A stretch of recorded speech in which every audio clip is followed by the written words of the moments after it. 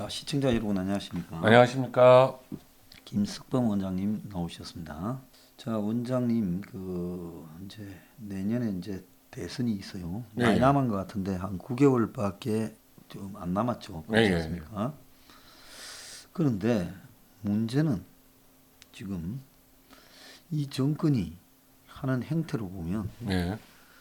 호락호락 이 권력을 넘겨주지는 않을 거다 이래 보여요. 예, 예, 그렇죠. 예. 옛날에 운동권 보면요, 우리 세대에서 그때 뭐 사실 좀 병정놀이 비슷한 분위기지만 운동권 핵심들이 예, 예. 뭐 어디 가서 가두 시위를 하고 화염병을 던지고 어디를 점거할 때 예, 그 계획을 꼼꼼하게 세우는 걸 보면 예. 예. 거의 뭐 군사 작전을 방불케 그렇죠. 한쪽에 사람을 조금 보내가 경찰을 그쪽으로 예. 집중시키고는 다른 또, 쪽에서 뭐 예, 예. 점거를 들어간다든지 예, 예. 아니면 뭐 일부러 공장 꿀뚝에 올라가서 기자들 다 올 때까지 안 내리고 있다든지 예, 뭐 예. 이런 전략들이 다양했거든요. 그렇죠. 예.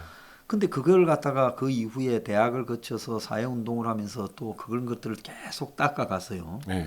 그런 것들이 정치를 하고 권력을 잡고 권력 핵심의 요직에 있는데 예, 예.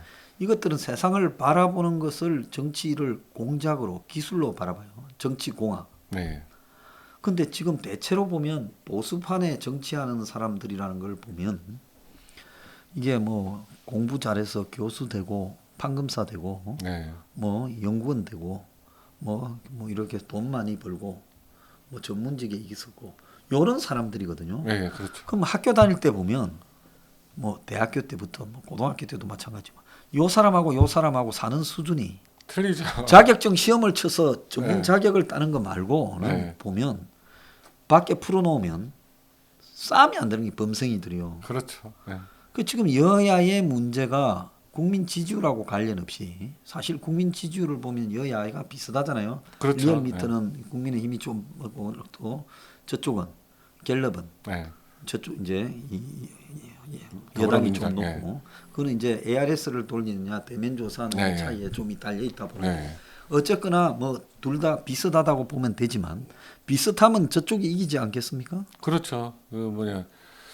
그 좌파들의 가장 큰 문제는 목적을 위해서 수단과 방법을 가리지 않는 측면이 강하다는 게, 그러니까 이제 레닌이 썼던 방법들, 이런 것들이 그들의 사회에서 굉장히 중요한 방법이잖아요. 그리고 뭐 그람시의 이론처럼 그 진지적 개념이라든지 이런 것들이 어떤 일을 위해서 수단의 정당성을 꼭 확보할 필요 없다라는 측면이 강조되고 있기 때문에 아무튼 그런 부분이 더 지금 정치 공작이 도덕적으로 나쁘다라는 이야기를 스스로 느끼지도 못하고 그런 행동들을 하는 것 같아요. 지금 보면 이용구 네, 저렇게 거짓말이 드러날 것 서초경찰서하고 해가 묻었다가 네, 동영상이 나와가지고 기사한테 돈 1,000만 원을 주고 없는 네. 걸로 하자고 운행 중에 목졸한 부분을 그러니까 법을 너무 잘 알고 있는 판사 출신이니까 네. 그걸 피하기 위해서 그렇게 한 거죠. 그리고 더더구나 또 경찰은 또 저기 뭐냐 고위공직자 수사처 후보라는 거를 알고 또 특별 대우를 한 거고. 예. 그러니까 억울하게 이제 그 택시 기사는 1,000만 원 받은 걸로 또 증거 조작 혐의로 또 예, 기소가 이제 됐잖아요. 그게 이제 네. 공모사범이 됐죠. 네. 그래서 그런 부분이나 특히 조국이 가관인데 예, 진짜. 저는 조국의 제가 옛날부터 이야기했잖아요. 조국의 병이 좀 깊다. 그런데 이 정권의 핵심들이나 예. 이런 쪽에서 어느 누구도 조국을 건드리지 못하는 저 힘은 어디에서 나올 거라 봅니까? 그 이야기했잖아요. 문가리가 예. 미안하다. 뭐 항상 그런 마음을 가지고 있다. 그런 이야기를 했잖아요. 조국이 근데 조국에 지금 대해서. 조국을 저렇게 열렬히 하는 것들이 보면 대깨문들이거든요. 그렇죠. 예. 그러면 대깨문들이 저런다면 문가리 쪽에서 시키니까 예. 대깨문들이 조국 책을 사고 조국에 대해서는 100% 옹호하는 거 아니겠습니까? 그게 이제 그 대기문들이 어떤 생각을 가지고 있냐면요. 예. 그 노무현이 주게 된 부분이 자기네들이 끝까지 노무현을 사수를 하지 않고 방치해서 그런 일이 생겼다라는 부분들 때문에 이제 어찌됐든 명분이 어찌됐든 간에 문가리를 사수해야 된다. 문가리를 사수하는데 또 조국도 사수해야 된다. 이런 식으로 그 연결이 되는 거거든요. 예. 그래서 이성적으로 판단을 안 해요. 그러니까 조국을 옹호하는 데 있어서 이성적으로 판단을 아예 안 하고 문가리에 대해서도 이성적으로 판단 절대로 안 해요. 그냥 무조건 우리는 문가리 편, 우리는 조국 편, 상대방은 악의 세력 이렇게 생각합니다. 자, 3월 달에 보궐선거를 앞두고 정권이 네. 의외로 덜컥 서울 부산에서 진 거는 LH 투기가 폭로돼서 그런 거 네, 아니겠습니까? 네, 그렇죠. 그게 그런데 크죠. LH 투기 때 수사본부 만든다고 2,700명인가 동원해서 난리를 쳐놓고는 지금 고위공직자나 국회의원이 하나도 없어요. 그게 경찰 수사력의 한계를 보여준 측면도 있어요.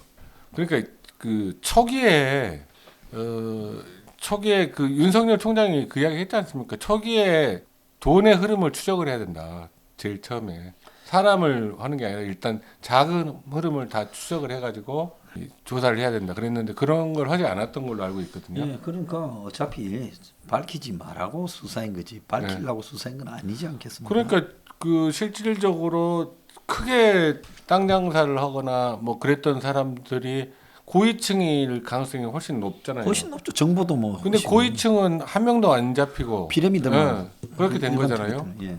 이런 부분은 진짜로 이 부분 그 LH 문제는 대선까지 영향을 줄 거라고 저는 생각합니다. 예, 그런데 네. 지금 이 정권은 선거 끝났고 기한 네. 선거고 이제는 뭉개고 가자. 네, 뭉개고 가자고 딱 예, 그렇게 나왔어요. 작정을 한 것 같아요. 자, 근데 대권 적합도에 네, 4개 언론사 합동 네, 이재명 28, 윤석열 20, 이낙연 9, 안철수 4, 홍준표 3, 정세균 2예요. 네, 그러면 이걸 여야로 보면 네, 저쪽은 28에다가 이낙연 9, 정세균 2까지 얹으면 39가 나와요. 네. 자, 이쪽은 윤석열 2, 안철수 4, 홍준표 7까지 얹어도 27이에요. 근데 이제 그 부분은 저는 그렇게 지금 이제 어떤 생각이 드냐면 그 부분은 그렇게 지금 대권 적합도라는 말 가지고 이재명 28%, 윤석열 20%한 거는 이재명이 소수의 핵심 지지층을 가지고 있다는 거고 윤석열 지지층은 항상 이렇게 지금 현재 흔들리는 지지층이라고 보면 맞다고 생각하거든요. 그래서 흔들리는 지지층이기 때문에 윤석열이 어떻게 하느냐에 따라서 세력이 더 많이 불 수도 있고 그렇겠죠. 또 예. 금방 쪼그라들 수도 있고. 그러겠죠. 근데 이재명은 나름대로 확장성은 떨어지지만 탄탄하다. 그 저변이 탄탄하다 그렇게 볼 수 있고 저는 그렇게 생각합니다. 자, 그런데 정권이 네. 윤석열이 쪽은 이제 국민의힘으로 들어가려고 하고 네. 그리고 좀 뭔가가 서두는 것 같아요. 지금 저도 그 생각이 딱 제일 먼저 그 느낌이 든 게 뭐냐면 원래 시나리오보다 더 빨리 서두르는 이유가 지금 그 여권의 압박이 지금 시작되고 있다는 것을 윤석열이 느끼면서 빨리 그 정당에 들어가서 자기를 보호해야 된다라는 판단을 한 거 아닌가 그 생각이 들더라고요. 예, 그런 것 같아요, 그죠? 네, 네. 그리고 준석 파동이 네, 뭐 누가 보더라도 이준석이는 네. 유승민이 그렇죠. 김무성이 유승민, 김무성, 이런 예. 쪽에 가깝죠. 네. 자, 그런데 또 다른 한편으로 이제 요 근래 보니까 라디오나 이런데 거의 뭐 평론가들이 나와가 윤석열이는 뭐 좌파 평론가 정권의 그 딸랑이들이 네. 뭐 두들겨 잡는다고 노골적으로 이야기를 하더라고요. 네. 그래서 이제는 정권이 네. 윤석열의 움직임과 더불어서 본격적으로 지금 뭐 송영길이가 파일을 축적하고 네. 있고 뭐 정세균이가 뭐 뛰겠냐고 하는 부분에 이야기가 나오고 있지만은 이제는 그렇게 작정을 하고 이제 있는 것 같아요. 본격적으로 오더가 내려간 것 같아요. 예. 그 보면은 예. 여기에서 이제 그러니까 윤석열이 이제 강단 있게 자기 소신과 자기가 그런 거를 이제 분명하게 빨리빨리 드러내야 돼요. 그래서 자기 세력을 확실하게 하고 그 자기 약점은 이 자기가 스스로 먼저 드러낼 필요도 있고 정면 돌파해야 됩니다. 정면 돌파. 근데 내가 가만히 보면 네. 윤석열 주변에 이제 모여든 사람의 수준 지난번에 뭐 네. 그럼이니 뭐 주변에 또 있는 측근이니 하는 게 판검사 출신 변호사 옛날에 그렇죠. 강기무이가 외교부 출신 데려놓고 외교부 출신이라는 게 뭐 외교에 가서는 그 사람들이 뭐 삐까 번쩍할지 몰라도 네. 그 외교부 출신이라는 사람들 중에 우리 허대사님 빼고 그야말로 넓은 수 없는 사람들이 갖다 놓으면 대우만 그렇죠. 받고 네. 그런 사람들이 반기문이 옆에 앉았다가 내가 2달 갈 거랬는데 2주도 못 가더라고요. 네. 그런데 윤석열이 주변에 있는 법대 교수나 판검사 출신 변호사나 이런 사람들이 교수나 네. 그런 사람들만 가까이 해서는 대권으로 가기가 쉽지 않죠. 그런데 윤석열이 지금 문하고의 관계로 보면 네. 박근혜 그 이 특검팀 네. 수사팀장이었고 네. 그다음에 정권의 초대 중앙지검장이었는데 사실상 뭐 검찰총장을 바로 갈 수 없었어 직급상으로. 그렇죠. 실질적인 중앙지검장을 한 적이 중앙지검장 때도 검찰총장이었죠. 총장이었죠. 네. 그거 하고 검찰총장 되기까지는 네. 문하고 전혀 트러블이 없으니까 문이 좋아서 시킨 거 아니겠습니까? 그렇으니까 안심하고 시켰겠죠. 시켰겠죠. 네. 그러면 그때 당시에 야권 인사들을 적폐청산이라는 걸로 초토화시키고 네. 박근혜 정권을 초토화시키고 네. 그리고 또 문에 당시에 초반에 드러나는 의문이나 비리는 감추고 네. 하는 부분에 상식적으로 생각해 봤을 때 검찰과 민정수석실이 청와대 네. 같이 놀 때는 얼마나 많은 이야기와 주문들이 쌍방에 오고 갔을 그렇죠. 건가 하는 건 상식적이잖아요. 네, 상식적으로 뻔히 보이죠. 그건. 자 그러면 저쪽이 까고 네. 이쪽도 까면 둘 다 죽죠. 그렇죠. 근데 저는 예, 말씀. 윤석열이 승리하려면 깔 배짱을 갖고 딜을 해야 된다. 그래, 내가 한때 저쪽에 있었다. 네. 그래서 저쪽에서 이 정치적으로 공작하고 하는 거를 했지만은 네. 너무해서 돌았었다. 네. 이렇게 그렇죠. 사실대로. 진실한 고백을 하고 그야말로 저쪽하고 붙어야 그렇죠. 그렇죠. 되는데 네. 이제 서로가 나는 니를 죽일 수 있고 나도 니를 죽일 수 있다. 둘 다 이제 서로를 죽일 수 있다고 이렇게 생각하고 네. 지금 뻗대기고 있는 거 아니겠습니까? 그렇죠. 그러면 네. 이거는 저쪽은 좀 맛이 가기 시작해도 권력이고 공작에 네. 탁월한 권력이고 이쪽은 권력이 아니잖아요. 그렇죠. 뭐 대선 후보도 권력이지만 뭐 그쪽에 비하면 약하지요. 그렇죠. 맨파워라도 여러 가지가. 예, 그러면 서로가 이래 붙었을 때 쌍방이 서로 죽일 수 있다면 니 죽고 내 죽자 해야 내가 이길 가능성이 있는 거지. 그렇죠. 저쪽이 죽이려고 하는데 피해 다니면 그런다고 피해지겠습니까? 절대로 그 권력은 그거를 절대로 놔주지 않죠. 예를 들어서 저쪽에서 네. 한 사람 정도를 윤석열하고 이렇게 농개처럼 네. 안고 이렇게 자폭을 하면 네. 탈레반처럼 네. 알카에다처럼 그러면 저쪽에는 꼬리를 자르고 그쪽하고 윤석열하고 나눴던 이야기지 정권이 시킨 바 없다 대통령이 시킨 바 없다고 할 수도 있는 거 아니겠어요? 충분히 그럴 수 있죠. 그래서 윤석열이 어느 정도의 선방을 때리고 죽자고 니 죽고 내 죽자고 그야말로 자폭 여기에 폭탄 그러니까- 주릉주릉 달아가 나서지 않으면 예, 이 싸움을 맞습니다. 이기기가 쉽지 않을 것 그러니까 같아요. 제 생각으로는 경고성 폭로를 일단 윤석열이 할 필요가 있어요. 네, 할 필요가 있죠. 경고성 폭로를 일단 약한 걸로 예. 경고성 폭로를 하고 그다음에 그 문정권이 어떻게 나오는지 지켜보겠다라는 자세를 딱 보여주는 거죠. 네, 그러면서 자기가 계속 저쪽에 성공 잽을 던지면서 네, 여차하면 내 대선 안 가고 너네 정권 끝내고 같이 죽겠다. 네. 이렇게 갈 때 약한 자가 그렇죠. 어떻게 그래야지 이기죠. 옛날에 보면 YS가 3당 합당할 때 네. 내각제 개헌할 거라고 각서까지 써줬잖아요. 네. 노태우한테. 네. 그래놓고는 YS가 그걸 노태우 쪽에서 살 깠지 않습니까? 네. 네. 그러니까 YS가 그 제도로 내려가가 당 대표로 당무 거부하고 네. 개겼잖아요. 네. 그러니까 노태우가 밀려가 시켜주기 싫은 대통령을 시켜줬다가 지도 깜빵 간 거 아닙니까? 그렇죠. 네. 그러지 않습니까? 네. 저 노태우가 이 전두환이 밑에 개처럼 기다가 저 나중에는 뒤로 쳤잖아요. 네, 그렇죠. 자, 그런 것처럼 이 정치라는 게 싸움을 회피해서 이긴 사람이 있습니까? 없죠. 싸울 때는 싸워야 되고 정면 돌파가 정치인은 그 말이 딱 맞는 것 같아요. 살고자 하면 죽고 죽고자 하면 산다라는 말이 딱 맞는 것 같아요. 어떤 결단을 내릴 때 자기를 내려놓고 자기를 포기하고 자기의 모든 거를 던질 각오를 가지고 결단을 내리면 의외로 승리를 할 수가 있는데 자꾸 자기 이익과 손해만 조그만 이익과 손해만 계속 따지다가 결정을 못하면 완전히 무너지는 경우가 많죠. 옛날에 보면 고건이나 반기문이 예, 예. 유력한 자질을 갖췄고 경력도 갖췄는데 예. 안 되는 이유가 배짱에서 약한 거 아니겠습니까? 정치의 그렇죠. 배짱의 예. 협박에. 그러니까 고건 같은 경우는 노무현 말 한마디로 예. 끝나버렸잖아요.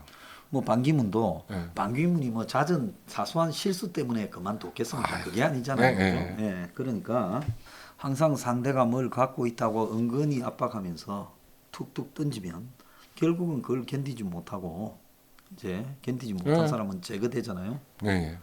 그렇죠. 예. 스스로 물러나든지 제가 되든지 그렇게 되는데, 그러니까 저는 그 윤석열이 상대방에게 확실한 자기 패를 일단 하나 보여줘야 된다. 그래서 경고성 패를 보여주고 그렇게 행보를 해야지. 그리고 저는 지금 그 국민의힘 입당 서둘러서 들어가기로 한 거는 제 판단으로 저는 이제 제 판단으로는 잘한 것 같다고 생각해요. 그 부분은. 자, 그런데요. 지금 그 이준석이가 예. 이제 뭐 당 대표가 될 가능성이 있는데 그 이준석이가 고인했다라는 문제가 그거 지금 너무 대표 경선 예. 과정에서 걸러져가 예. 국민의힘이 이 고인 문제를 어떻게 한다고 정리를 해야 되는데 그냥 넘어가고 있어요. 그게 심각성을 모르는 것 같아요. 근데 누가 보더라도 상식적인 사람이 바라보면 두세 달 뒤에 코인이 지금처럼 가지 못하고 터질 거라는 것은 보이지 않습니까? 네. 예, 예. 그러면 코인이 터졌을 때 한 600만 명이 넘는 피해자들이 이 문제를 제기하고 나왔을 때 예, 예. 야당의 당 대표가 코인을 했다는 걸 자랑하고 돈 딴 규모가 뭐 네. 10억이니 아니니 이야기까지 나오는 상황이면 네. 어린애가 나중에 정권은 뭐라고 하겠습니까? 야당이 코인인 줄 알면서 당 대표로 뽑았고 예, 예. 본인이 코인해서 돈 따서 정치한다고 그러지 않았냐? 예, 예. 물타기 들어가지 않겠습니까? 당연하죠. 그 꼼수에 능한 여당이 그걸 안 하겠습니까? 그렇대 이 코인이야말로 내가 볼 때는 할 말이 마지막으로 없죠, 뭐. 야당한테 던져진 기회라고 보거든요. 네, 예. 문 정권이 아무리 문의 지지율 내리가는 거하고 관계없이 문은 어차피 물러나는 사람이고 이 정권을 재창출하는 부분은 문하고는 관계없는 문제거든요. 엄밀하게 따지면. 결국은 그렇죠. 네, 예. 그러면 그렇게 보면 온갖 수를 다 동원할 건데 이 지금 보수 야권의 술수나 수준으로 봐서는 저것들을 당하기가 쉽지 않아요. 그렇죠. 예. 그렇다면 외부적 폭탄이 터져서 지난번 LH 투기처럼 예, 예. 그 와중에 얼렁뚱땅 이기는 수밖에 그렇죠, 없는데 그러면 코인이 지금 거기에 가장 강력한 단기적으로 예, 예. 터질 수 있는 폭탄인데 코인이 터진 기회를 당 대표 논란을 가지고 지금 말려든다면 이건 심각한 그렇죠. 문제가 되지 예, 않겠습니까? 예. 할 말이 없죠. 당 대표가 그 코인을 그렇게 했으면 할 말이 없는 상태가 되고 그 대책을 수립 안 한 그러니까 투자는 하면서 왜 대책을 강구를 안 했냐 하는 말에도 할 말이 없는 상태가 되는 겁니다. 자, 2030 대부분이 돈을 날렸는데 저 예. 30은 예. 돈을 부지게 따서 예. 야당의 당 대표까지 됐다면 이게 그렇죠. 나중에 저것들 말 만들어내고 조작하지 좋아하는 것들이 어떻게 가겠습니까? 이쪽에 다 떠넘길 거예요. 그렇죠. 예. 그리고 지금 이제 이준석에 대한 이야기가 나오는 게 지금 이준석이 거짓말을 그렇게 밥 먹듯이 하는 장면들이 계속 이제 언론에 노출되고 있잖아요. 나오잖아요. 저 예. 유승민이 사무실이나 김무성이 만난 거나. 예전에 그러니까 예전하고 틀려서 예전에 SNS라든지 뭐 그런 그 녹화 자료들이 다 있어요. 녹취한 것도 다 있고. 있죠. 예. 그래서 그 스스로 자꾸 자기 무덤을 파는 일을 하고 있는데 이준석이 김무성 지금 이준석이 그래도 지금 현재 제일 당선될 가능성이 높은 게 김무성이 이준석을 밀고 있다는 소문이 있어요. 예. 그래서 그렇게 되면 이준석이 되게 되면 이제 그 황 소장님이 말씀하신 코인 문제도 생길 수 있고 그다음에 또 제일 걱정인 그 이원 집정부제 개헌에 예. 김무성의 예. 그 아바타 역할을 이준석이 하지 않을까 예. 그런 걱정도 있고 자, 그렇습니다. 그래서 지금 뭐 오늘도 보면 자꾸 여론이 이준석을 미는 것 같아요. 이준석이 36, 나경원 12, 조영 4 적합도가 이렇게 나온다는데 네. 이제는 보면 웃기는 게 야당이 가만히 보면 이준석을 때리는 척하고 또 이준석을 두려워하는 척하면서 이준석을 키워주고 있는 여당이 그렇게 하고 아, 있죠. 여당이요? 네. 점점 그렇게 하는 것 같아요. 네, 그렇게 하고 있어요. 예, 그러니까 또 여론 조성에 아무래도 여당의 영향력이 많이 미치지 않습니까? 여론 조사회사들. 네, 네. 그러면서 슬슬해서 이준석이 되게 만든 다음에 그러면 이제 코인이 터지거나 이러면 아마 여당이 윤석열 입당 코인 문제 등이 얽히면서 분열될 가능성이 굉장히 커요. 깨질 가능성이 많죠. 예, 그리고 이제 거기에 개헌까지 등장하면 네. 깨지게 되면 네. 이준석이 야당을 깨지게 만들어서 야당이 일부를 가지고 개헌에 들어가는 네. 프로그램을 저쪽이 가지고 있지 않겠습니까? 우리 황 소장님만의 그 명석한 머리로만 추정을 할 수 있는 일입니다. 예, 이게 진짜 그럴 가능성이 높다고 저는 생각해요. 예. 그래서 윤석열이 지금 자신만으로 보면 들어가는 게 맞는데 김무성이 윤석열을 조기 입당시키라고 이준석이한테 이야기를 한 걸 보면 네. 윤석열이 조기 입당하면 여건이 윤석열을 잡으려고 하는 속도도 빨라지죠. 그렇죠. 예. 예. 그래서 이게 개헌에 갈라 그러면 윤석열이 조기 제거되어야 개헌으로 네, 가지지. 네, 네. 윤석열이 있는 한은 개헌 가기는 어렵지 않겠습니까? 네, 그렇죠. 그러니까 윤석열 조기 제거하고 개헌이 맞물리는 부분이에요. 그런 측면에서 봤을 때 이준석이라는 부분이 네, 자 보세요. 일대 황교안을 보내가 야권을 초토화시켰죠. 네. 황교안이 먼 돈으로 나와가지고 예? 당에 기반도 없고 그러니까요. 그 예? 네, 당에 당원도 아니었는데 네. 갑자기 됩니까? 두 번째로 황교안이 나가면서 왜 김종인을 만들고 갑니까? 그러니까 뭔가 그게 예. 있겠죠. 예, 각본이. 그런 다음에 김종인인 다음에 이제는 이준석으로 가고 있어요. 네. 참 이걸 한번 보십시오. 황교안, 김종인, 이준석. 네. 이게 야당 초토화 전략이 아니면 뭐냐고요. 아무튼 참 우리 국민들이 우리 보수 국민들이 참 답답할 수밖에 없는 게 야당을 믿을 수가 없으니까 야당이 개헌에 대해서도 어떻게 어떤 사람들이 일부만 협조하면 개헌이 돼버리는 상황이기 때문에 참 어찌 됐든 간에 전화 자주 하시고 팩스 자주 보내시고 그렇게 하는 수밖에 없을 것 같습니다. 자 마지막으로 저 오세훈이 건 잘. 네. 이거 정말 예, 코 끼어가지고 네. 저런다라는 거 말고는 설명할 방법이 없어요. 아, 집회 그 오세훈이 이제 몰랐다고 할지라도 그 6월 1일 날 집회 이후에는 알았을 거 아닙니까? 아니 저 오세훈이 되고 난 직후에 이제는 집회 제한 풀리느냐 하는 게 네. 신문에 수두하게 났습니다. 그러니까 이거는 그야말로 보수 진영의 수건이었던 부분이 있는데 이 네. 보수 진영이 좀 비겁해가 오세훈이 또 되고 나니까 그 문제를 별로 지적을 안 해요. 불편해할까봐. 그런데 오세훈이가 명확하게 야외 집회가 네. 코로나를 확산시키는 관계성을 입증하라. 네. 그전에는 풀겠다고 하고 입증되면 그때는 내가 제고해보겠다. 이렇게 하는 게 맞지 않아요? 그게 정답이죠. 그리고 다른 나라에는 어떻게 하는가?